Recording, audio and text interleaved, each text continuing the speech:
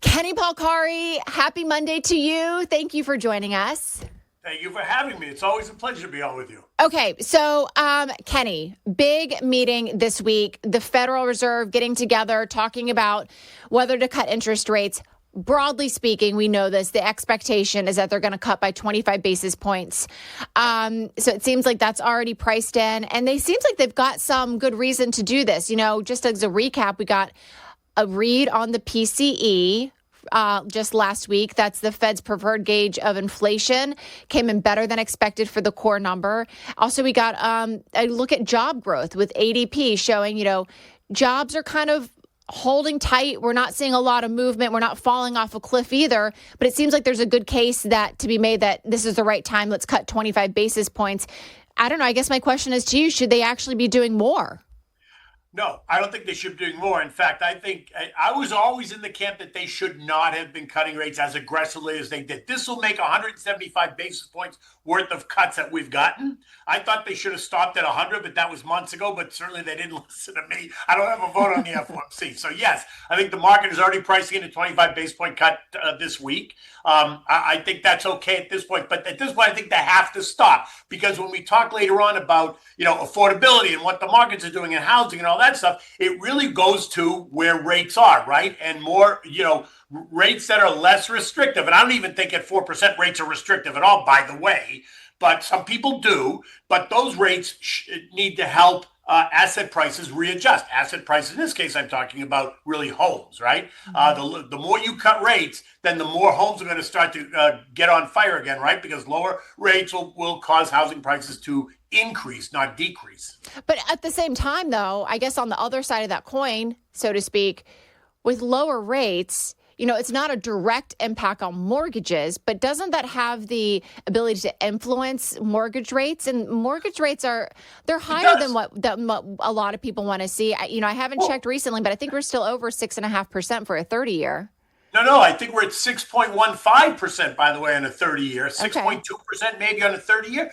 But look, Lydia, you and I both know 6.2% is historically normal for rates. The problem is you got all these people that are comparing it to the rates that we had for 15 years that were when Fed funds was zero, mortgage rates were 2 3/4, 3, which was not sustainable, and it was really not realistic. But they held them there for 15 years. That now 6% looks like, catastrophic restrictive, and it actually isn't. The problem is that when they had rates for so low for so long, asset prices, in this case housing prices, just took off, right? Yeah. It's what they have to do, quite honestly, in my opinion, is they have to bring housing prices down. And the only way they're going to bring housing prices down and break the housing market is to keep rates a little bit higher. It's going to force sellers to have to accept the fact that, their house isn't worth $5 million. It might only be worth $3, or instead of $2 million, it's worth $1.5 million.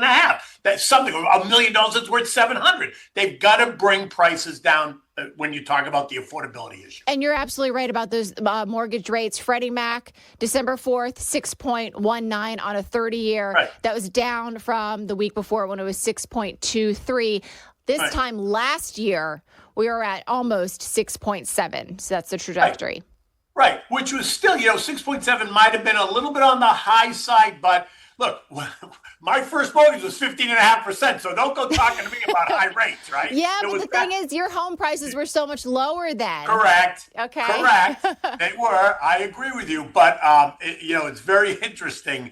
It's just an interesting, construct to think about what it was, what it is, and where people have this idea of what's restrictive and what isn't. So let's circle back to the Fed. So we're expecting the 25 basis point cut this week. What does that set us up for moving into 2026? Do you expect the rate cutting cycle to continue? Do you think there's an expectation in the market that it does?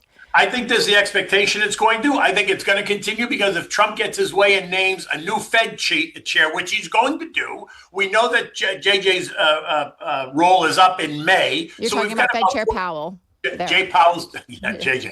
I like to call him JJ. That his role is up in May, right? So there is going to be a new Fed chair. We know that, and we've known that for a while. If Trump nominates someone that we think he's going to nominate, then the pressure will be on for rates to lower. Again, I'm in the camp that they should not cut rates beyond what they're going to do today. That's going to bring us down to 3.5, 3.75 on the Fed funds rate, which I think is, we're getting close to the lower historical end of the range. Right. And I was reading some headlines about who some of the contenders are. Kevin Hassett is a name that's been discussed a lot lately. He's the director of the National Economic Council. And he is widely respected. Interesting choice, though, because he is a Trump administration insider.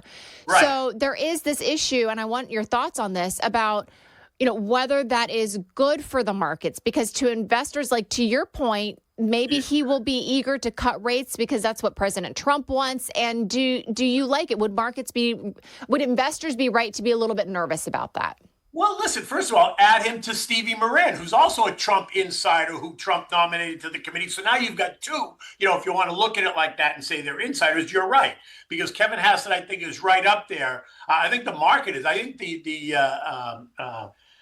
markets are betting or pricing in that it's going to be Kevin Hassett, by the way, who is an outstanding candidate for sure. But yes, he is on the inside. So should the markets be nervous? I, for one, don't mind if he's the chairman, but I don't want to see pressure put on him. And I think the fear is going to be, because he's that insider, that he's going to put pressure on, Trump's going to put pressure on him, put pressure on Mirren to try to bring rates lower. And I think in the end, that's going to be a mistake. Well, it's a good moment to remind everyone that he would be, one voting member among the body. It's not he alone.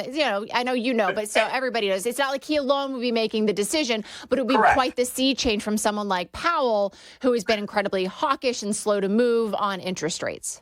Correct. And I think, and you can already start to see on commentary from some of these voting members, we haven't heard from them now in a week because they're in the blackout mode, but prior to last week when some of them were talking, you can start to see that there is some break in the conversation. There are 3 or 4 of them that are, kind of in the camp that we should do nothing, that rates should just stay where they are for another couple of months. Let's see what goes on. And there are the handful that want to continue to go lower. It's Steve Moran. He wants to cut by another 50 basis points tomorrow or Wednesday, which I think is a big mistake. Yeah, and a lot of people are some investors are saying that they're a little bit nervous or skeptical because they worry about the impact on inflation, right? 100%. And I can turn right back around, and I put it in my note this morning that was exactly the issue. In 1980, when they thought they had slayed the inflation monster, they cut rates prematurely, and we know what happened after that. And that then forced the inflation got out of control. That then forced the Fed to jam rates to a level that brought the country into a 2-year ugly, disruptive, painful recession. Something we certainly don't want to see happen, but I fear could end up becoming the story if they get too aggressive. Let's talk about just the markets this year. We still got a few more weeks before we can really, put a pin in it. But a year marked by volatility. I'm thinking back to April and the climb back. The Dow, I took a look this morning, up 13% of the year. S&P up 17% of the year. NASDAQ up 22% on the year. What do you make of that? Amazing, considering, a lot of people, myself included, came into the year thinking there was going to be this kind of reversion to the mean. We had 2 really good years prior, and that this year, was probably going to come back to maybe a 10 to 12% all-in return, which, by the way, is historically kind of in that space. So it wouldn't have been necessarily the worst thing in the world. So yes, I'm amazed to see now in December where we are in terms of performance. And yes, all that nervousness in the beginning part of the year in April turned out to be a big nothing, because tariffs have not slowed demand. They have not created this economy going off the edge, not by any stretch. And so I am amazed at the way, and I'm glad that we remained invested. I'm glad that I remained invested. I'm glad that, people, I tried to talk people off the edge and not to panic when we were going through that April disaster for what it was, 3 or 4 days. From Liberation Day tariffs. It was really a panic, and it was exacerbated by the technology. You know that whole story, how the technology just amplifies and exaggerates the move, which only creates more panic, right? Yeah. But in the end, I am amazed at the performance this year, and for not only myself, but for clients that I serve. Well, so given the performance for the year, which is just, like you said, has been really remarkable, how are you positioning yourself for 2026? Are you still buying at this moment? So 2026 is going to be it's a midterm election year. So I expect that it's going to be volatile in the first 6 months because every House seat is up for grabs. So there's going to be a lot of conversation around, the names that are rising to the top. Who is it? Are there new names? Are there old names? who's far left, who's in the middle, who's maybe a little bit more right. All that kind of stuff is going to cause, I think, some volatility in the markets, which is pushing me to lean value, right? I maintain my growth position. I maintain my position in technology and all that stuff. But unless we see a real pullback in technology, I'm comfortable where I am, other than maybe some of the picks and shovels. Maybe some of these utilities are going to play a major role in the advancing technology. But names like NVIDIA, that kind of stuff, I'm not going to chase it unless we see a significant pullback.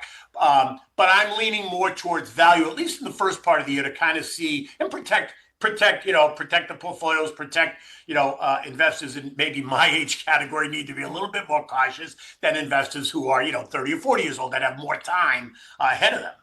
I want to ask you about Trump tariff rebates. He has talked about, the president has talked about maybe a $2,000 check kind of as a rebate funded by the tariffs that have been collected. Right. We've heard from our Treasury Secretary, Scott Bessent. There's some questions about what is the Supreme Court going to do with this whole tariff regime. It might go away.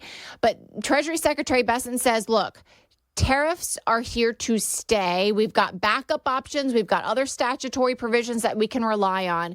So it seems like the messaging out of the Trump administration is like, whether it's the way that the tariffs are implemented now or some other kind of mechanism, they're going to continue to move forward with this tariff-related policy.